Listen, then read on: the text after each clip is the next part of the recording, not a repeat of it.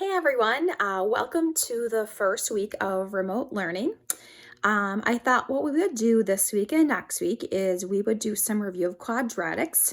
Quadratics never seem to go away, and we always need to know how to solve them because they always happen to come up, whether we're doing a calculus problem or an algebra 2 problem or something at IB Math standard level. It's really important to know how to approach or how to solve a quadratic equation. So let's take a look at what we're going to do today. So this week's learning target is I can solve a quadratic equation. So we know that there are 4 ways that we can solve a quadratic equation. The first of which is graphing, which we'll save that until next week. We have factoring, we have completing the square, and the quadratic formula. So the purpose of today's video is just to remind you how to solve a quadratic in the 3 different ways: factoring, completing the square, and the quadratic formula. So let's start off with showing you how to solve a quadratic by factoring.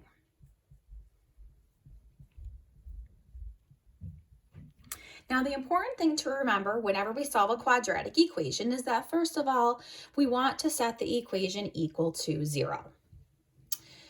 Now, in an instance like this, where the a value here is a 1, we can immediately go into writing down my parentheses here. And we already know that because this a is a 1, that I can put an x right here and an x right here. And now we want to find factors of negative 21 that add up to be positive 4.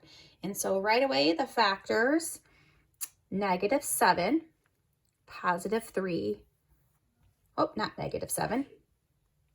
We want positive 7, negative 3. 7 times x is 7x. Minus 3x would give me a positive 4x. And then I set each one of these equal to 0. And I get x equals negative 7 and x equals positive 3. So let's now take a look at factoring a problem where I can factor out a common term first. So let's say I have 2x squared minus 6x plus 4 equals 0. And so when this number is not a 1, what I want to try to do is I want to try to divide it out if I can, or factor out a common factor. I see that this is a 2, this is a negative 6, and then this is a positive 4. So what I'm going to do is I am going to factor out a 2.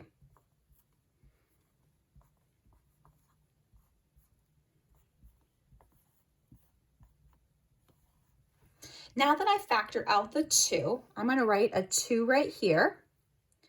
And I see now that my a value here is a 1.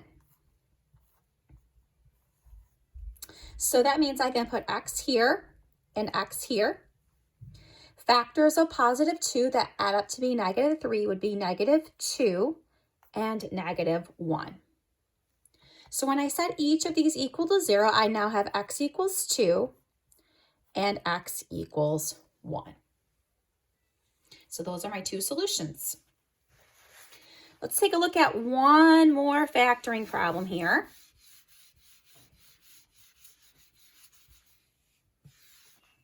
So let's say I have 3x squared minus 10x equals 8. Well, the first thing here that I notice is that I don't have everything on one side. So I'm going to subtract the 8 and bring it to the left-hand side.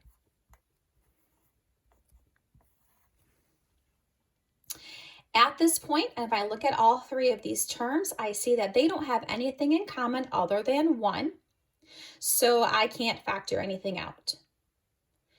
So remember, what we do at this point is the Mr. LaRue method. I'm going to take this 3 and multiply by negative 8. So I now have x squared minus 10x minus 24 equals 0. Factors of negative 24 that add it to be negative 10 would be x minus 12 and x plus 2. Now, at this point, we can't just solve. We multiplied 3 by negative 8, which means I'm going to divide both of these terms here by the factor I multiplied by.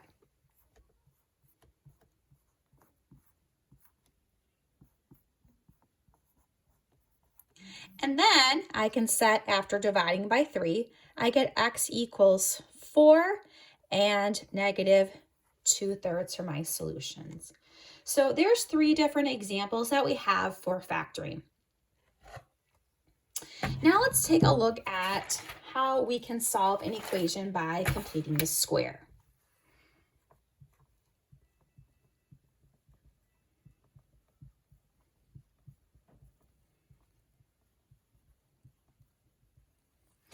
All right, so let's say I have 4x squared minus 16x minus 32 equals 0. So when we complete the square, we want the first term to be a 1. So since this is not a 1, I need to divide out that number. So I'm going to divide everything by 4. So I have x squared minus 4x minus 8 equals 0. And if you remember with completing the square, what I need to do now is I need to move the 8 to the other side.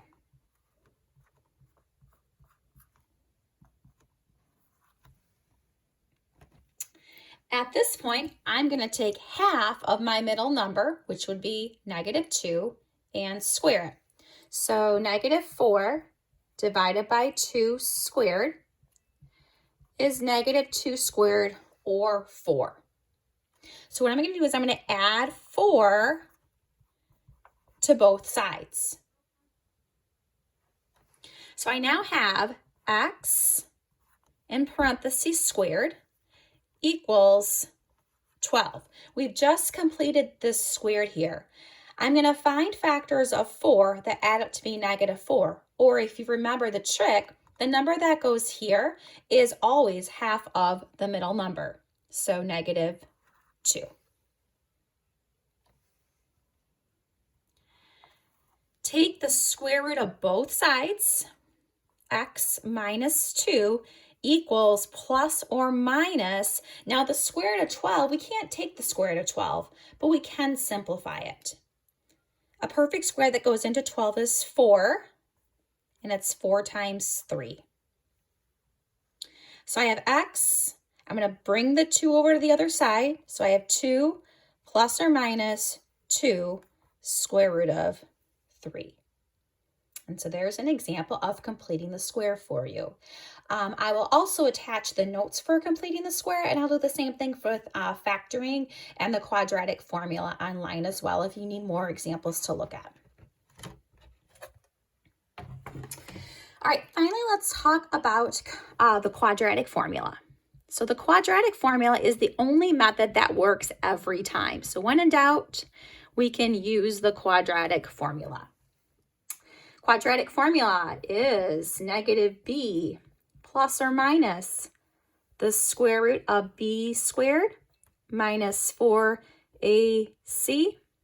all over 2a. And just like with the other forms, our quadratic equation needs to be equal to 0. And so let's take a look at our quadratic for this problem. We're going to say negative 4x squared minus 7x plus 12 equals 0. So you can see there that it's equal to 0. A is negative 4, B is negative 7, and C is 12. So we're now going to substitute those numbers in. So I have x equals negative 7 plus or minus the square root of b squared, so negative 7 squared, minus 4 times negative 4 times 12 all over 2 times negative 4. So I have 7 plus or minus the square root of, so this is going to be, let's see, 49. I got my calculator here. So we have 49 minus 4 times negative 4 times 12. And that's going to give me 241 underneath the radical over negative 8. Now you could try to simplify that 241 if you want, but 241 is actually a prime number. And so at that point, we are finished. All right, one more example I want to go over with you, and that's another quadratic problem, a quadratic formula problem. So I want you to see what happens with this answer. I want you to remind you of times when I may not get a real solution. All right, so let's look at x squared minus 4x plus 5. So a is 1, b is negative 4, and c is 5. So using the quadratic formula, negative, negative 4, plus or minus the square root of negative 4 squared minus 4 times 1 times 5, all over 2 times 1. So I have 4 plus or minus. Now this is going to be 16 minus 20, which is a negative 4, all over 2. Now, if you recall, if I have a negative underneath the radical, I am going to get rid of the negative by calling it I. The square root of 4 is 2, so this is going to be 4 plus or minus 2i over 2. Divide each of those by 2, so I have 2 plus or minus I. And remember, if this is an equation that we had to graph, your graph would not cross the x-axis because you have imaginary solutions. In fact, if you were to do a quick sketch of it here, this is positive, so it's going to open up. So your graph might be doing something like that. So that is your review of solving quadratic equations. So if you want to now go to Delta Math and take a look at those sample problems that we have put on there for you, give that a try. And one other thing I would like you to do, I will attach this as an assignment, is we are going to give you, there's a sheet there that asks you to solve a quadratic by using a multiple method. And you can see here that this is the equation that you're going to do, but I'm giving you a sample here of another example. So if you look at this quadratic equation, x squared minus 3x minus 10 equals 0, they ask you to solve the quadratic using 3 different methods. And so you can take a look at this here. You can pause it if you want, and just take a look at some other examples of a quadratic that you have to solve. Remember that when you solve a quadratic using different methods, you should still get the same answer. So when you're done with this, what I would like you to do is I would like you to complete it and then take a selfie of yourself with this assignment and go to the assignment on Google Classroom, drop it in there, click submit. I'd love to see your face and I'd love to see what you can do. So that is all for this week. Remember, if you have questions, my office hours are Monday, Wednesday, Friday, 10 a.m. until noon. Tuesdays and Thursdays from 1 to 3. So if you have any questions, feel free to touch base with me there. If not, I will see you guys next week. Have a great week.